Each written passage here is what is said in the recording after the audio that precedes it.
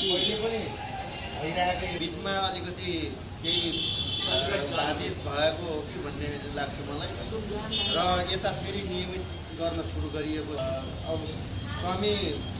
दयानन्द सरस्वती सन्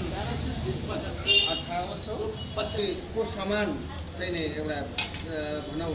समान सोच समान चाहिँ नि हिँड्ने किसिमको एउटा चाहिँ नि सोच हो र यो सोचमा वास्तवमा भन्ने हो भने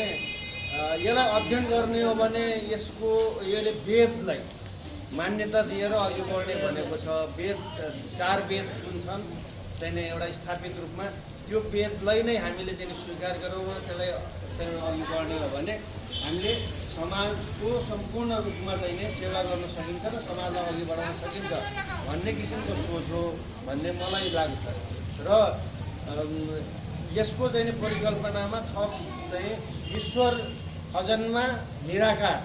चाहिँ यो जसको आकृति हुँदैन, कुनै आकृति हुँदैन, ऊ जहाँ पनि छ, ईश्वर सर्वव्यापी छ भन्ने मान्यता हो भन्ने मलाई लाग्छ र वास्तविकता त्यो पनि हो। बाँकी जुन हामीले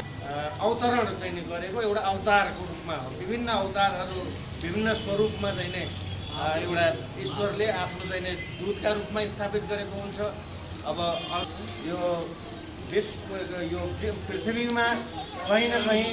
विभिन्न रूपमा चाहिँ प्रतिनिधित्व भइरहेको हुन्छ र त्यसलाई चाहिँ व्यवस्थित गर्नलाई धरा पृथ्वी प्रकृतिलाई व्यवस्थित गर्नलाई र संसारलाई एउटा बाटो देखाउनलाई पनि यो स्वरूपहरू लिनुपर्ने भएको हुन्छ कि भन्ने लाग्छ र वास्तवमा भन्ने हो भने हामीले सम्पूर्ण रूपमा स्वीकार गर्ने हो भने आर्य समाजको जुन एउटा परिकल्पना गरिएको हो र यसका चाहिँ भावनात्मक रूपमा यो चाहिँ जुन सोच छ यो अग्नि पूजा हामीले जुन आज एउटा सानो संक्षिप्त रूपमा चाहिँ एउटा गरेका छौँ। कहीँ यज्ञ भनिन्छ, कहीँ महायज्ञ भनिन्छ। यसले वातावरण सन्तुलन पनि गर्छ, धार्मिक एउटा अनुष्ठान मात्र हाम्रो चाहिँ पुरातन कालमा त पानी